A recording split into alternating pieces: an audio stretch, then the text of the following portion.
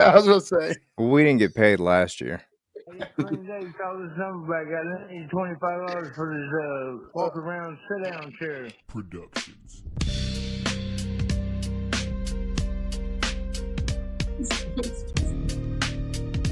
Wait for the scratches. Oh, I forgot about that. Good evening. Thank you so much for joining us live on Facebook and YouTube. A very special welcome to those who are joining us for the first time. This is episode 43, the official episode 43. We tried to have that last week. Anyways, this is actually episode 43. I've been around the block. And hopefully many more to come. This has been something that's become very special. Just the last 90 days, we'll be able to reach 2.2 million people, or nearly 750,000 per month. Don't forget to like and share and subscribe to our page. And please don't forget to share with anyone that might be affected by alcoholism or drug addiction. This pace, we hope to keep growing and continue on our mission to help destigmatize addiction and prove that not only your life won't be boring, but the best years are yet to come. We also need to note that Been Around the Block is no way associated with, affiliated, or nor endorse any specific program or recovery. Our view is that your story is your story, and there are many ways that people are able to get into recovery. Without any further ado, my name is Brooke Southard. You can find me on Facebook at Quirky Cliche Name and on Instagram. Also have Christopher T. Ross on Facebook and on Instagram at Christopher. And our favorite national content creator, Bradley Nemo Sparks. You know where to find him. He can also be found at Linktree at Nemo Sparks, and coming soon, nemosparks.com. Without any further ado, our guest for episode 43, Desiree. How's everybody doing tonight? Beautiful. I love when you do that introduction, man. It's so beautiful. Thank you.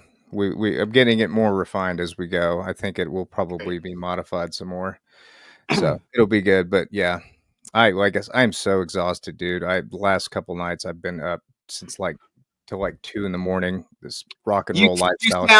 You sound it, but that's what makes winners, bro, is even when you're tired, still doing it. Oh yeah, it's not going to stop me from doing what I got to do. Yeah, I'm just might bitch about it a little bit, you know. Well, you're doing a good job. Well, thanks, Chris. I know you guys are tired too, but yeah, that's why I had to do my lighting differently. And I was telling our guests, because if I have the white light on, you can see the pinks under my eyes, and I'm just like, yeah, I'm good on all that shit. So, Nemo, you just found out that Chris is managing a sober living house, didn't you? I did. That's weird, because I feel like we talked about that a couple of weeks ago. Hey, congratulations, Chris, man. I'm happy for you, brother. Thank you. I'm sorry if I wasn't ignoring you, like if y'all told me this before. But before our last couple guests, y'all know the technical difficulties that we had. Yeah. So my mind was really focused on that. And truth be told, man, coming up, we're going to be in a situation where we're in a studio soon. We're trying to get logistics figured out, and speaking it. It's going to happen. Yeah, it's going to happen. Yeah. I'm writing it on my goal board. I'm writing it on the goal board. Oh yeah. Absolutely. Well, this is the thing. I spoke with Christo the other day whenever we happened to see him somewhere. And he's like, I just want to make sure you guys get into a studio. So it's happening. Yeah. It's definitely happening. We're setting that status as pending right now, but yeah, it's going to happen. And that's just it, guys. Whatever's meant for us will be for us, you know, and ain't nobody going to be able to stop it. So this is where we just need to let go, put in the work, and just let God do his thing. I also feel like, man, if it wasn't meant to happen, we wouldn't have made it this far, touched this many lives. I mean, all the things, man, it's been, definitely. You know, if we were to get bogged down and this wasn't meant to work out, it would have stopped. You know, a lot of podcasts don't get past 10 episodes, I think. This is really all because of everyone, all you guys that watch the show. It really is like, I really want to say thank you guys. And that's the truth. 100%, man. It's it wasn't for viewers, man, we wouldn't be here, obviously. And it's just, we got a good sobriety support network around Oklahoma City, and like I said, we're trying to branch out beyond that. So like I said, I'm glad that Oklahoma City is my home. So let's get to our guest. Desiree, how long do you have sober? What's your sober date? June 6th of 2017. I'm a few months ahead of you. Nice. Yes. Oh, okay. I just want to kind of clarify. Pronounce your name for me again. I'm so sorry. It's Desiree. Desiree. Okay. Desiree. Yeah. Okay, Yeah. cool. Yeah. just And wanted to then make sure. Nemo always says Lanee, but it's Desiree on Facebook, Lanee. Ah, Desiree, Yeah. Lanee. It's okay. It's all right. I bet you have to explain that everywhere you go. Yeah, all like most of my entire life, everybody has always been like Desiree, hey Desiree, and it doesn't bother me because I will answer to Desiree or Desiree. But if my mom would have heard you, she would have had a. I wouldn't have known that had we not talked on the phone earlier either. So Yeah. I'm glad you corrected me because See, I did not want to name my daughter something that people are gonna have a tough time pronouncing. So What'd you name her? I named her Brinley, and Okay. and I named her that because my name's Bradley, and it was one name that me and my wife agreed on, and since we agreed on it, I said as long as we can spell it Ley, because my name's Ley, and damn, and made it happen. Yeah. made it So happen. I've made all my I have 3 daughters, and all their names are crazy. I'm like kind of like Bradley. I with my daughter, I guess wanted a junior kind of, and I Yeah. wanted to name her Blake, and my ex-wife just would not do that. But she still has BS in the initials like her daddy, so it's You want to hear something funny? What's up? My daughter's name is Mila Blake. Aww. Oh wow, same middle name. That's awesome, dude. Nice. Yeah. Yeah. Did y'all just find this out? Yeah, just now. It's Wow. kind of like the sober living thing, man. It's just It is. I'm sure he's mentioned Learning it, new but I things. I love you, Nemo. Love you too, dog. Learning new things is good. I all 3 of my daughters' names are like faith based. So I got Amaya Faith, Inira Grace, and then Lazaria Blessing. Those are all really pretty. I would not be able to recite that here in 5 minutes. I don't think I can recite it now, honestly. But those I are know really cool names. everyone is like, why? And I'm like, because there's a purpose for it all. Yeah. So, choosing to film in front of the see no evil, hear no evil, speak no evil, was that on purpose? Exactly. On purpose. Like that. Yes, it is. It was on purpose. It was intended. And yes. That's Love good. it. Yeah. Well, had to do it. So without further ado, it's my go. Okay. Yeah. So we already established that my sobriety date is June 6th of 2017. I grew up in the south side of Oklahoma City. Southwest. Southwest? No. Sorry, I gotta do that every time. Yeah, south side. And so but I grew up on the south side of Oklahoma City. My mom was a single mother to my sister and I. My father has been incarcerated since the day I was born. So that's 42 years. He is doing 2 lives without parole and 550 years. Yeah. And so after they rebuilt the county jail, he was the one who escaped. With the sheets? Yes. And he broke his leg? Yes. You're kidding me. No. Wow, that story is infamous. Like Yes. every time I went through that county, I heard that damn story. Yeah, and every time I went to the county, I feel like they used of course I was active in my addiction at the time, and so like every time that I would go in there, I would say you all like, and no doubt, like it has followed me. It follows me today. Like it follows me today. And so but he and so like I remember when he first started out, he was on death row. And so he ended up like going to court, and I had went to one of his court dates to when they dropped it to life without parole, and they had the entire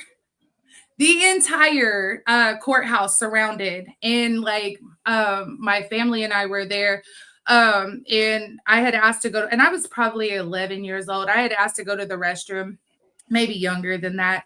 But I'd asked to go to the restroom and they wouldn't even let me go to the restroom to get tissue because I'm crying, you know? And so they wouldn't even let me go to the restroom to get tissue. But and so like I've, you know, growing up with knowing that my dad was not ever going to be in my life, you know, that truly impacted me as a child. I remember in the 5th grade, I was crying and my mom's like, "What are you crying for?" And she I told her, I was like, because of my dad. She was like, well, at this time, she was like, well, write him and tell him how you feel. And so I wrote him a letter and I was like, you know, who's going to be there when I graduate? Who's going to give me away when I get married? Going through all the, you know, all those. And that was when my relationship kind of began with him, because for so long I was very angry with him, and probably because my mom had some impact on that, you know. And so I would always send his letters back when he would write. I would send his letters back. I was extremely angry. And then finally, you know, he and I established a relationship in the 5th grade, because he used to write, like he would write and say, tell my mom or tell me that he was going to come get me and take me to another country. And it was wild. And so my mom was horrified and terrified. She lived her life in fear. We moved a lot because of it. And my mom was a functioning alcoholic addict up until it was the end of my 5th grade, going into my 6th grade year. And I was, you know, I've been thinking about this for a week now, I guess, maybe since Chris had asked. But growing up, my mom like would take us to the lake every weekend. We'd stop, get wildflowers, you know. But during that time, like she would be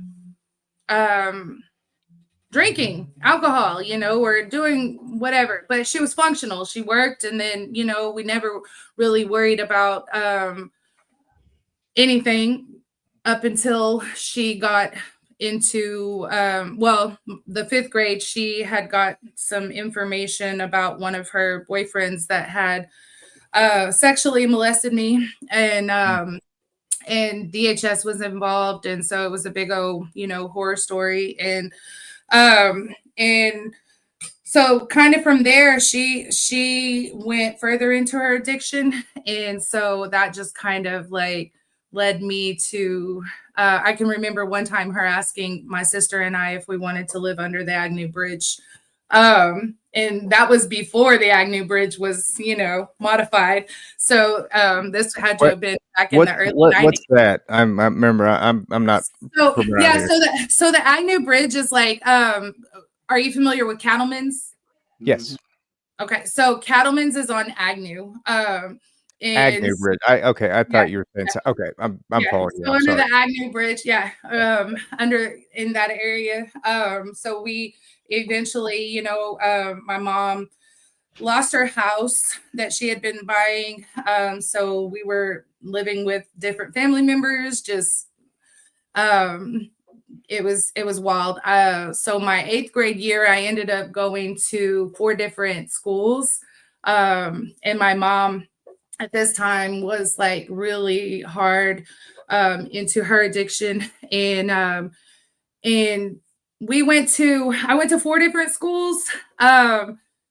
My mom knew at the time that my aunt was or that she was being followed, right, by the police, or there was, you know, an investigation going on somewhere, because my mom knew she was being followed.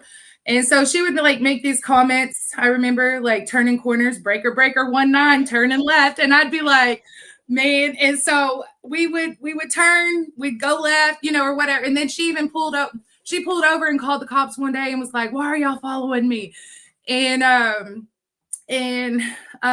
so they were following her. She ended up going to rehab, right? my 8th grade year, and she went to rehab, but the rehab that she went to was Eagle Ridge, but it wasn't at the time, like I was 12 or 13, and so they wouldn't let, I was at that cutoff age where they wouldn't let me come or go with her.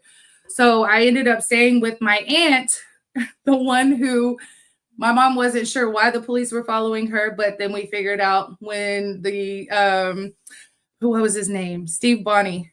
He was a major like I guess investigator slash, I don't know, but he ended up kicking in my aunt's door one day and had a warrant and kicked it in on me. I was the one that opened the door. And so my mom's counselor got it worked out to where I could go and live with my best friend in Edmond. And so I went to Edmond, and I remember just being this broken, mad at the world teenager. And I went to Edmond schools, and of course I grew up on the south side of Oklahoma City, so which I still live on the south side of Oklahoma City, so I'm not saying anything about the south side of Oklahoma City. I'm just saying I I went to Edmond, and the school, I remember being in I asked to go to in-school suspension because I didn't want to be around people. And so they put me in school suspension. And towards the end of the year, I finally was like, okay, I'm ready to venture out. And so I went out, and one of these a girl had come up to me one day, and she's like, "You're so pretty when you smile." And I was like so hateful to her, and just hateful. But at the same time, like, okay, so there's a church on the south side of Oklahoma City that used to pick us up. And if you all know, there's a Southwest Baptist church. They will pick you up anywhere. And so, like, I remember, my mom would put us on, we made sure we got on the bus every Sunday before she kind of went left field and so, like, I have this, throughout all my childhood and, having all this hatred, like, I grew up in church, and I, firm believer in Jesus. Very, he is who and what he's the reason why I'm sitting here today. Right. And so I, went to, my mom got out of rehab and she moved into Providence sober living. And I grew up, so that would have been the beginning of my freshman year. And it's across the street from Douglas High School. So I went to Douglas High School all 4 years of my high school. And the second day of school, the principal caught us ditching, my cousin and I, who was living with us at the time. And she caught us ditching, and she called my mom. And, back then they had kind of stopped the whoopings in school, but she called my mom. She was like, "Do you want me to can I cuss?" Yeah. Okay. She was like, "Do you want me to whoop their ass, or do you want to?" And so my mom was like, "I'm on my way." And so my mom shows up. Principal tells my mom, "Bring us back the next day." She's like, "Bring them back the next day." And so my mom took us home. Of course, we're hiding the wrapping paper or the belt. We hid the belts, right? Because we knew mom was fixing to tear our ass up. And so we hid the belts, but she found wrapping paper. So she got us. And then the next day, my cousin decided she wasn't gonna participate in the madness. So she left. And so the next day my mom took me back to school, and my principal, who I believe is my guardian, we all have angels and people who look out for us. And so she was one of my many angels. She is the reason why I graduated high school. Not the only reason, but I mean, there were plenty. But she, it was rough. Like in high school, I remember at one point I lived with one of my school teachers because my mom relapsed my sophomore year. I was 16 when she relapsed. And I remember during her program, during her sobriety, she had a hard time with the steps in the program. Like she couldn't get past 3 in her program. And so I from then on, I was like, in her program, that's her program. But for me, like when it became my program, I was like, yeah, I got to do all the things, right? And so I ended up was living on my own. Well, technically not on my own, but with a man before I graduated high school. So I had moved in with my boyfriend at the time, and we were I remember having my 18th birthday, and it was like my birthday is in January, so it was like during an ice storm, and so I of course walked to 7-Eleven and bought my first pack of smokes, and in the ice storm, I gotta go get it. I'm 18. So I turned and went got to graduated high school barely, top 10% of my class. Barely. How I did that, I don't know. Because, life was life. I heard the other day, but I say it all the time. But life be lifing. Like life is can be a lot. I know, I believe my higher power is not giving me more than I can. Go ahead. I got a question. Okay, you went to Douglas. I went to the old John Marshall, not the new one. I went to the old one. Going to school there is pretty. Yeah, it's pretty tough. I'd say I especially exactly what I'm talking about. Yeah. No, and they had stopped busing. During that. Because they were busing from the south side and from all over, but they had stopped the busing my sophomore year. So like I was the only white girl, and I'm glad that you brought that up because like I was the only white girl in this whole school. Oh, there was maybe one or two other, but like in my graduating class, there was probably me and another white guy. Like then my best friend, she's not white though, but she's and so like I'm the only blonde headed, and I'm not naturally blonde, by the way, but let me just throw that out there. But at the time I was, and so like in the front, and it's just it was wild. Like but I was in drama class one day, and we had a substitute, and they were talking about white people, of course, and the teacher was like, what? He's like, y'all stop talking about it. And I was like, and they're like, they said, Desiree's not white. She's a turnaround Oreo. She's white on the outside and black on the inside. And I was like, no, I had to let them know, like, I'm white, y'all. Like, don't. And so, yeah, but that's just like something that, yeah. But I've heard coconut used before for the Mexican guys in basic training. It was kind of funny to hear that. Like, you dark on the outside, but white as can be on the inside. Yeah. So like my cousin, like me and you've talked about this. My cousins went to school with you, and they're mixed. So like whenever they go to school, that people used to try to test them. You know what I mean? Because their mom lived off of 8th Street right next to 4th Street, right next to Douglas, and like people used to always try to, they always tried to try my cousins and stuff, and I could be over there at my cousin's house and people be talking crazy to him. I'm like, what the heck is going on? I didn't know. I didn't realize it until I got older.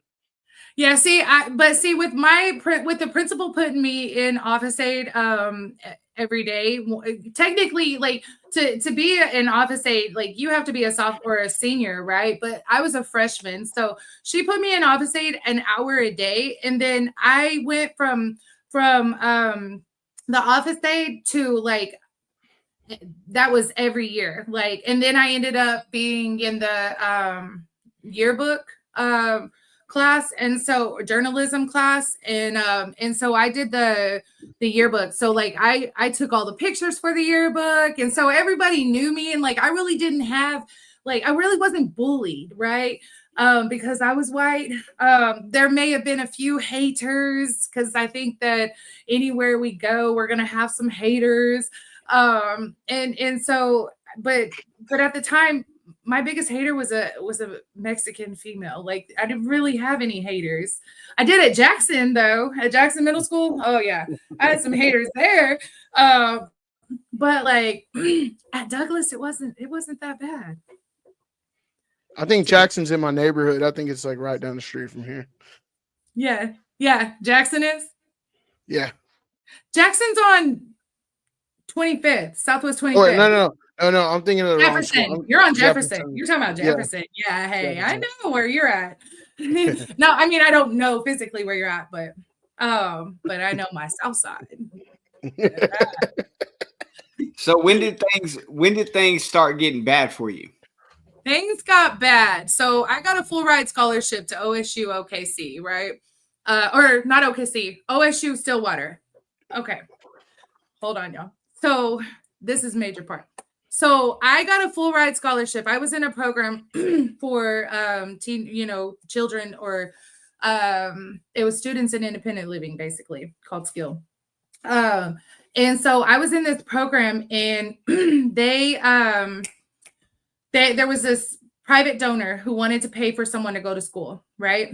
And so the people in the program, my school, they all collaborated and thought that it would be necessary for me to be that person. And thank God that they did, right? But I totally fumbled the ball. So I had this full ride scholarship, guys paying room, board, books, tuition, the whole nine, right? Full ride. And me, so I applied at OSU, which I applied at OSU and didn't pass my ACT test, but they said that if I had Algebra 2 on my transcript, or if I could get Algebra 2 taken before the semester started, that they would let me in, right? And so I got Algebra 2, right? And so they let me in, and I went to OSU, but I knew and I didn't know, right? Because I didn't have much guidance. I didn't have much support. My mom's active in her addiction. And I had a mentor at the time, and then I had the people in the program, but they really weren't the people in the program really weren't that supportive as, like, kind of showing me the way, right? And so I got to OSU in Stillwater, and I was doing all the things, and I was like in remedial classes because I graduated from Douglas. No, sorry. I love y'all, Douglas, if anybody's listening, but so I was already smoking weed by this point, right? Drinking alcohol. And so I went to OSU, and of course, I don't know if have y'all ever experienced like frat parties and the parties and all the things that go on in colleges? No, I mean, I went to college and stuff, but I never got Yeah. that It was frat party experience. It began. Okay. So like I started going to parties, I started doing all the things. I'm living on dorm. I'm feeling like I have, everything except for I can't do this work, right? Called my mom every day, like, I'm so stupid. And she's like, come home, baby, come home. And I'm like, and so, that codependence had kicked in hardcore. She was very, very codependent upon my sister and I. And so, but I one day was driving around in the neighborhood because you can't smoke in your dorm. And so driving around the neighborhood, smoking, car full of people, and it's my car, and my tag light is out. And so we got pulled over, and I had a little bit of marijuana on me. Got a misdemeanor, and I think that was my first jail visit there in Payne County. But of course, it was just a misdemeanor, so I OR'd out right away. And so shortly after that, I stayed a semester and a half at OSU in Stillwater. I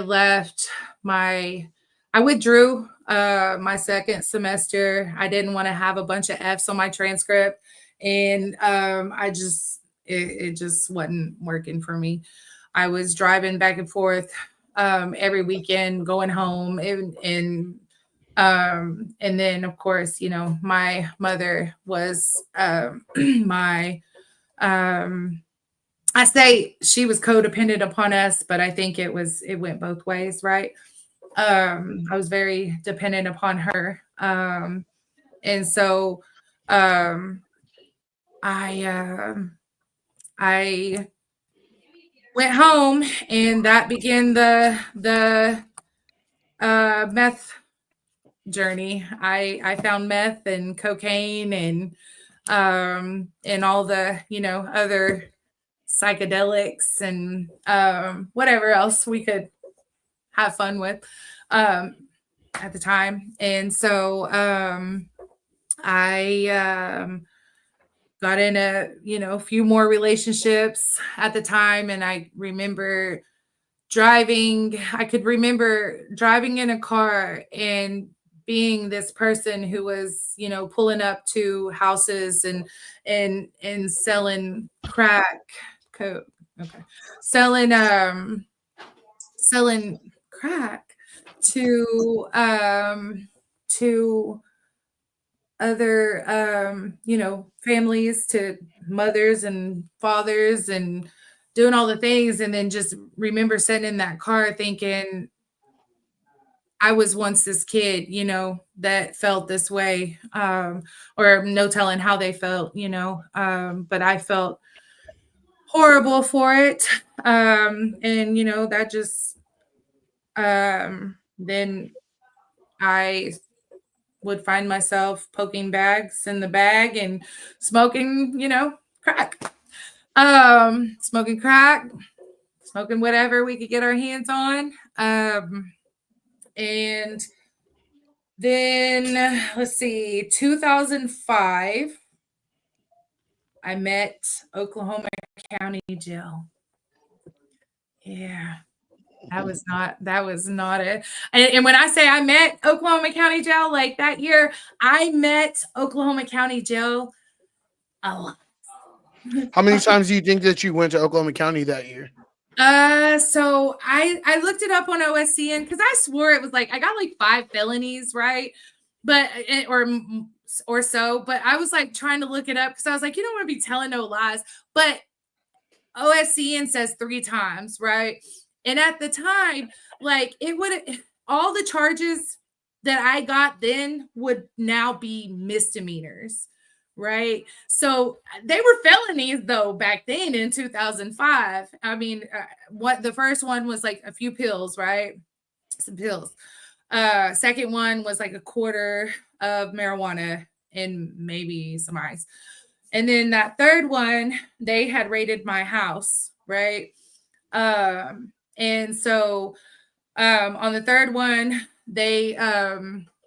I had my cousin and I were doing, we were doing the most. And so I remember that they had come to my house on a Friday, and they regular clothes, knocked on my door and was like, "Is Desiree?" See, that's how I know when it's not right, because they're like, "Is Desiree here?" And I'm like, no. And I kind of looked over my glass window and I'm like, I see my mugshot, and I'm like, we're not opening that door. Like, I know the bond is paid, but we're not opening this door. And so they were like, well, who owns the house? And I was like, Jessica. And so my cousin, I go in the room where he is, and he's in there with the cameras, right? He's got all the setup, but he's just like music and completely just geeked. And he goes, and I was like, hey, I was like, the police are at the door. Whatever you do, don't open it.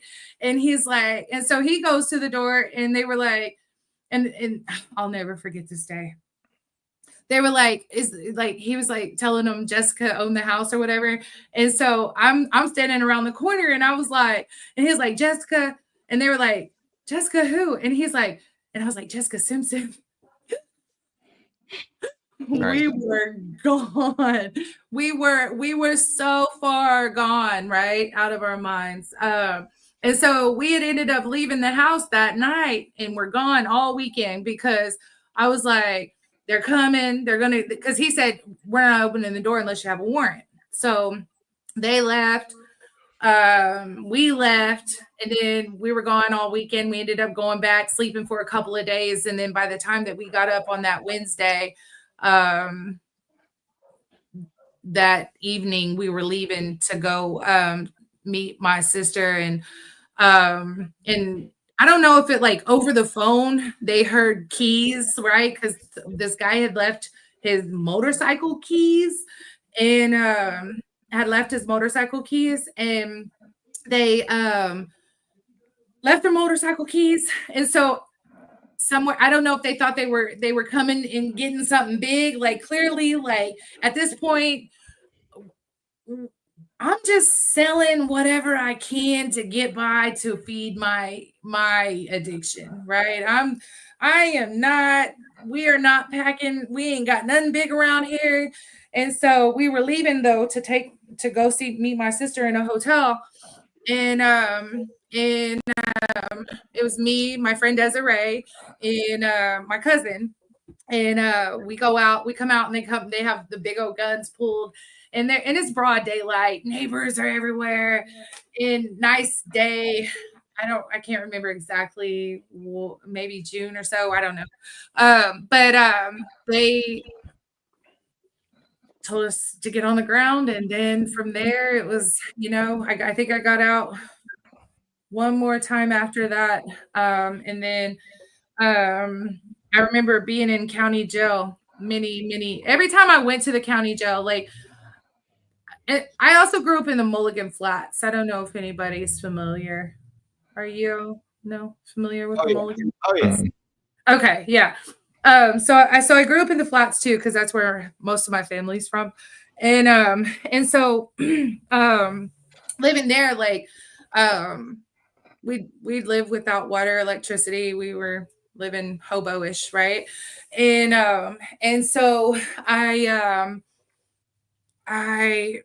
would remember being in jail, like, just many times, just being thankful. Hey, at least I got somewhere to lay my head tonight.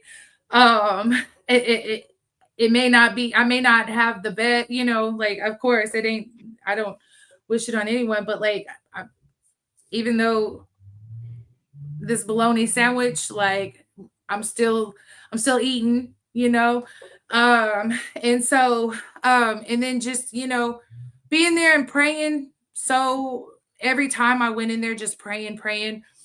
And I tell this all the time, because people are like, I went in the county jail, and my first time they were like, are you suicidal? I was like, no, but being here might make me. Don't ever do that, guys. And I'm familiar with the protocol on that. Yeah.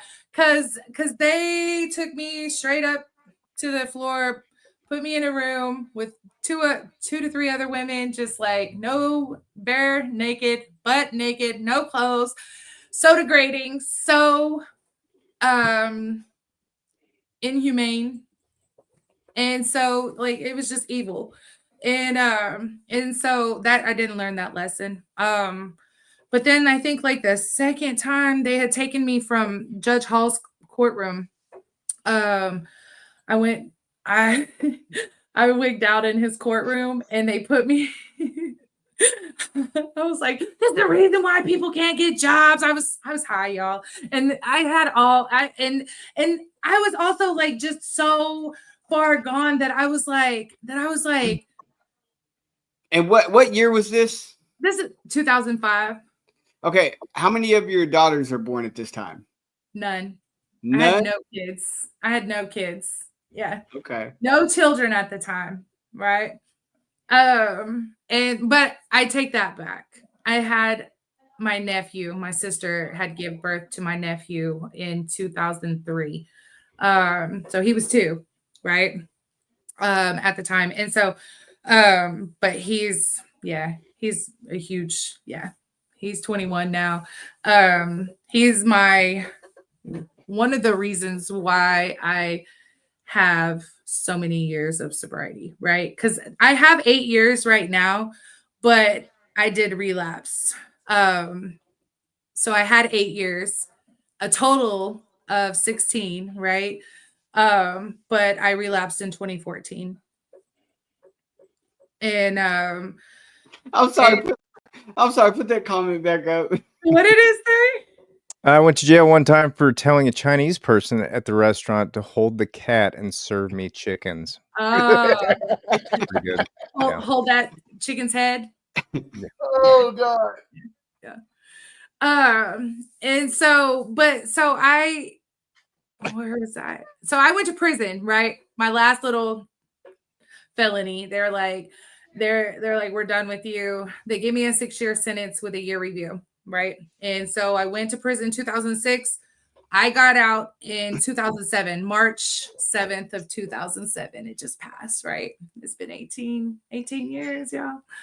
And so I got out of prison in 2007 and I went to sober living, right? I went to Providence. And I knew that was the only way. Whenever I got out of prison, I did not want to be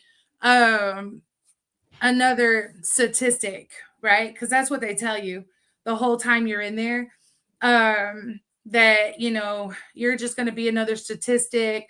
You're not going to make it. And I knew that if I got out of prison and I went right back to my mom's house that didn't have any water or electricity, I was going to go in hustle mode.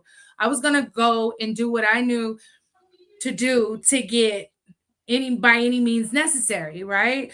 And so I got out of prison and I went to sober living, Providence, and my sister at the time was in prison too. My nephew was 3. He was living with my mom. And I just wanted, also my nephew to have a different life. And so I got custody of guardianship of my nephew while my sister was in prison. And I did all the things. When you live at Providence, like you have to go to meetings on site. And so and then if you get community service, like if you miss something or something and you get community service at the time when I was there, then you had to go to a meeting every day there. And so I did all that. And I was working. I started working at a hotel in 2008. And I started out in housekeeping, right? Because I'm a felon now. And you really can't get job. Well, they say you can't, but that's a lie. And so I started working in housekeeping and I worked there 2008 to 2014. And before I was fired, right? I lived in Providence till 2009 when I moved out. I had my first daughter in 2010, right? And so had my first daughter in 2010. I moved out of Providence, sober living. And I started to smoke marijuana, do all the things. Get complacent, basically. Yes. But also it was losing my job, y'all. Of So 6 years. at this time that you had sober, how much time did you have sober before you started smoking marijuana? So before I started smoking weed, it was 7 years. Yes, 7 years. Mm-hmm. So what was going through your head? What went through your head? People. It was people. Now, okay, but what I'm asking is, did you think in your head like I can control this? Yep. Yeah. Yeah, for sure. Yeah, no. And it was I can control this, and it's not what led me to being homeless. It's not what led me to being in prison. It's not, No, all of the course things. not. Yeah, Of course yeah, not. Marijuana, and it's not going to kill you, right? right. But Yeah. that I see that a lot in recovery, especially now because marijuana is legal, and in Oklahoma, the medical marijuana is. I mean, you'll see a dispensary on every single corner. We here can in smell it Oklahoma. everywhere you go, too. And what I see a lot now in the rooms is with real addicts and real alcoholics, we have this thought in our head that, well, it's legal now, and maybe I can just smoke weed. I can control it, and it's not harmful. I mean, you are putting smoke in your lungs, but other than that, Right. You're not going to overdose. But the problem with that is most. I mean, if you're a real addict or real alcoholic, you always leads to something more. To harder, yeah. And because I mean, think about it. Like, didn't you just try smoking weed in the past? Most addicts have already tried that before it was legal. It's not like it's something brand new. It's not like it ain't been around for years. Yeah. So that's my thing with the whole. I'm like, go ahead, give it a try. If you can just smoke weed and your life is amazing, then more power to you. But Right. I see a lot more people fail trying that method, and ultimately they end up returning back to their drug of choice and overdosing and dying or whatever it may be, because they woke up one morning, reached for that bag, and it just wasn't enough. It wasn't enough to sustain them for that day. They needed something stronger. Yeah. No. I hope I get a lot of hate in the comments for this one, what I just said. Go ahead. And even if you do, like, haters gonna hate, right? Yeah. Yeah. But the thing is like, I had lost my job. So then I lost my job. My daughter's dad and I weren't like on the, best of terms. And so I lost my job. My sister got sober. She graduated the Remerge program, so now she's sober. And so I'm taking my kids to her house. I'm taking my nephew and my daughter to her house now. So now I got this break that I haven't had, and the complacency, like I'm not doing all the things that I was doing. And then started hanging out with them old friends that I knew were actively using, and had no business. I had no business going and hanging out with. And so I think it's really, really important, when we're in recovery, to be super mindful of people, places, and things. I know it sometimes can be challenging to set boundaries because I'm the one. I struggle with that. I have struggled with a lot of self-hate, self just destruction, and so it's been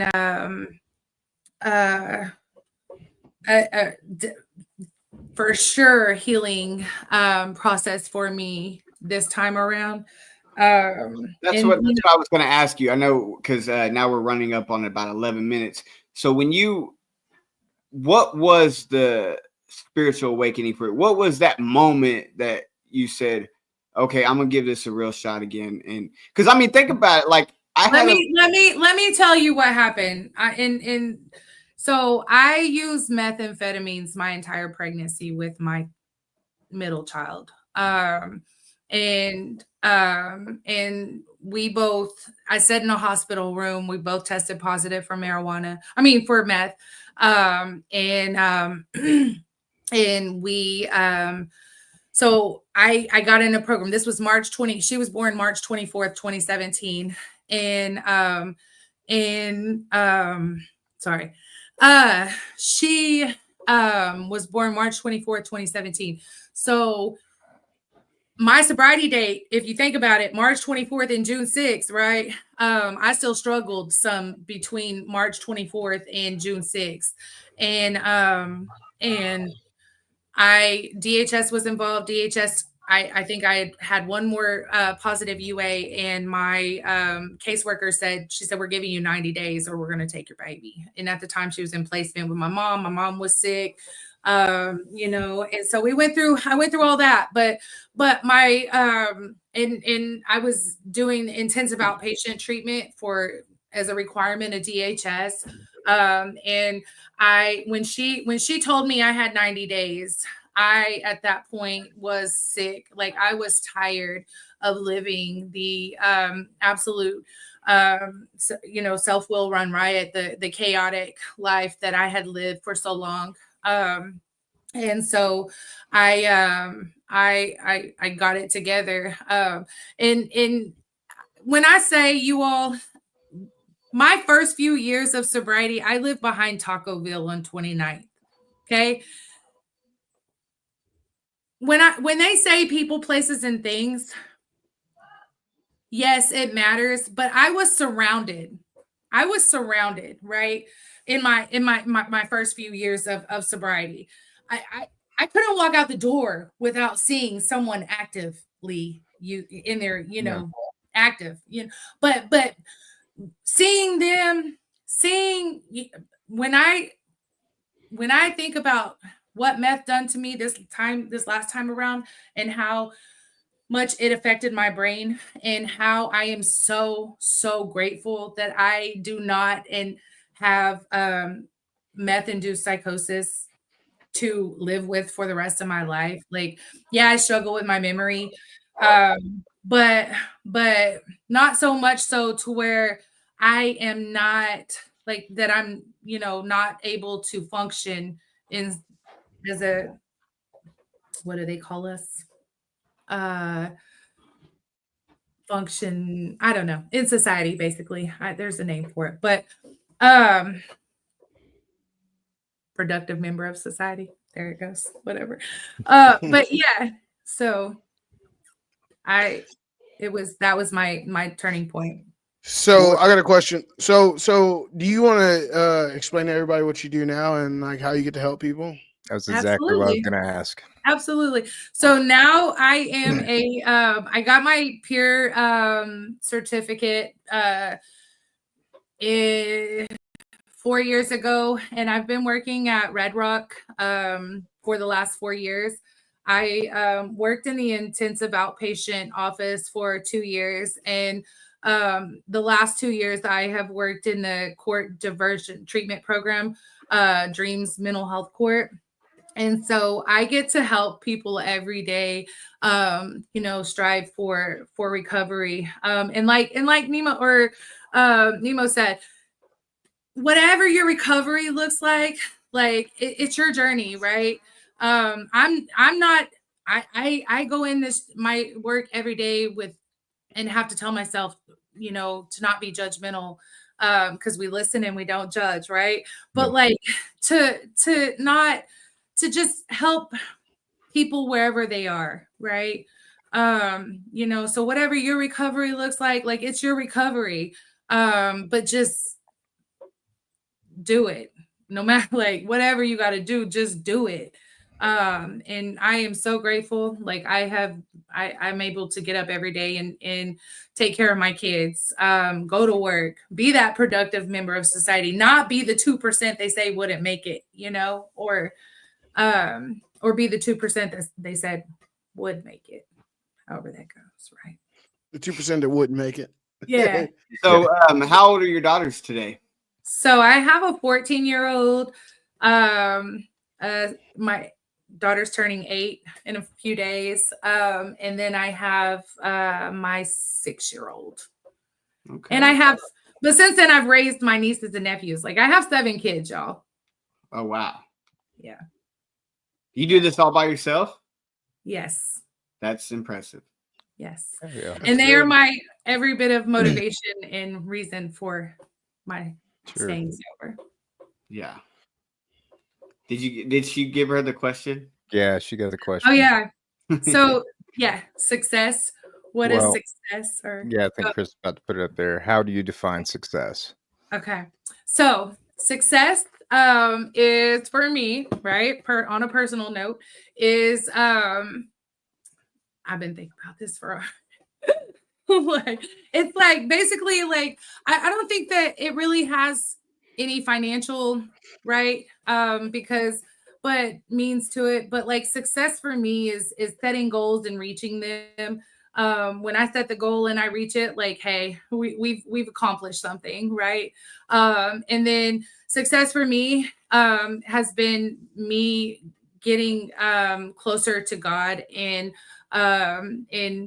learning his words and really implementing and applying it to my life daily and being that role model for my kids is that's success for me, like being able to parent them.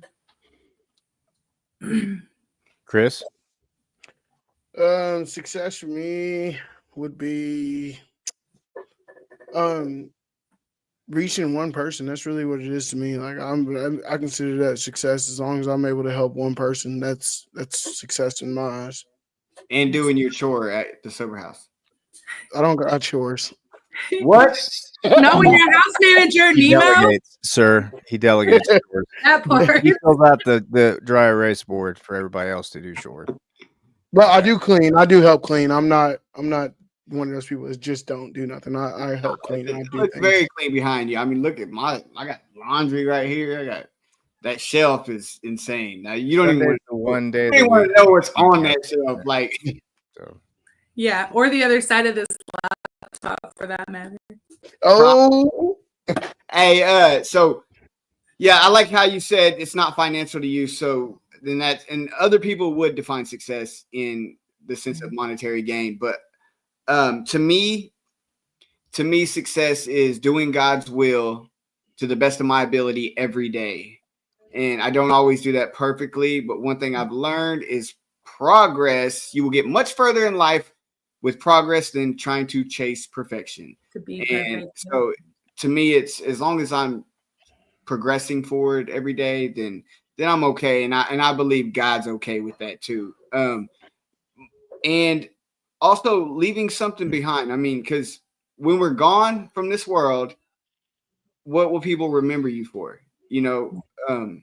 So I want them to remember me for, how many lives did I change through, sharing my story of recovery and also, gosh, I had sharing my story through recovery, but I just drew a blank, y'all. My bad. Yeah, it's okay.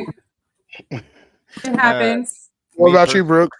I was gonna say I define success, man. It's Bradley said something about the legacy thing. That's something that's daunted me for many years, but defining success for myself would have to be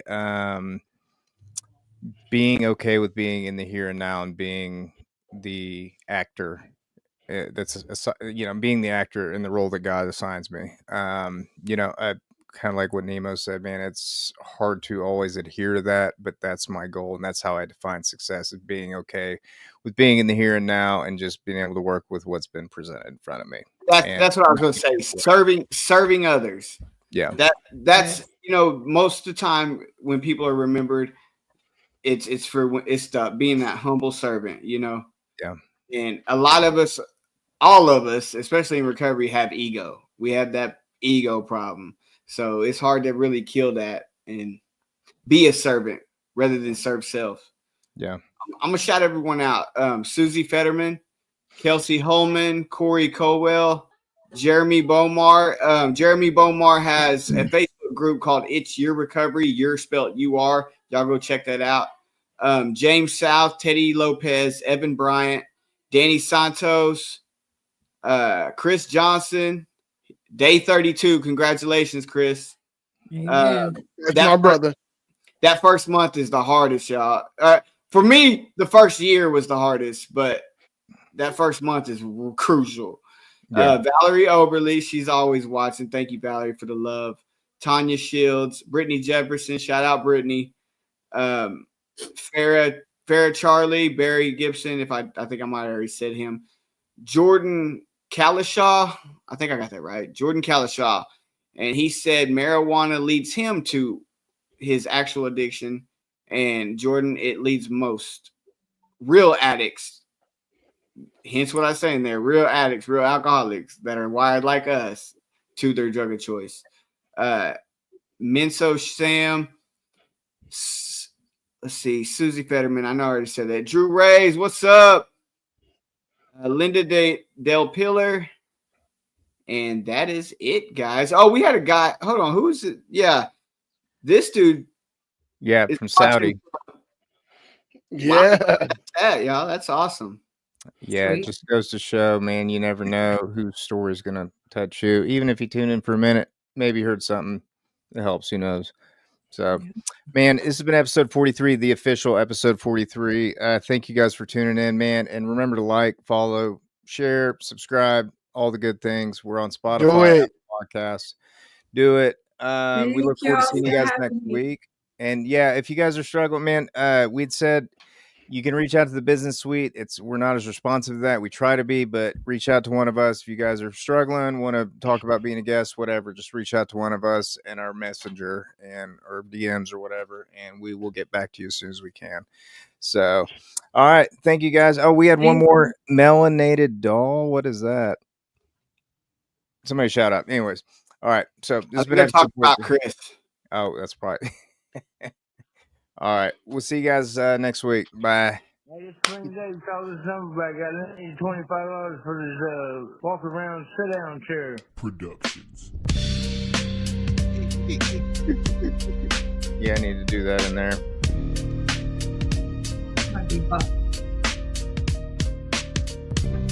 Yeah, there's Chris. Yeah. We just need a video of that. All right. Thanks, guys.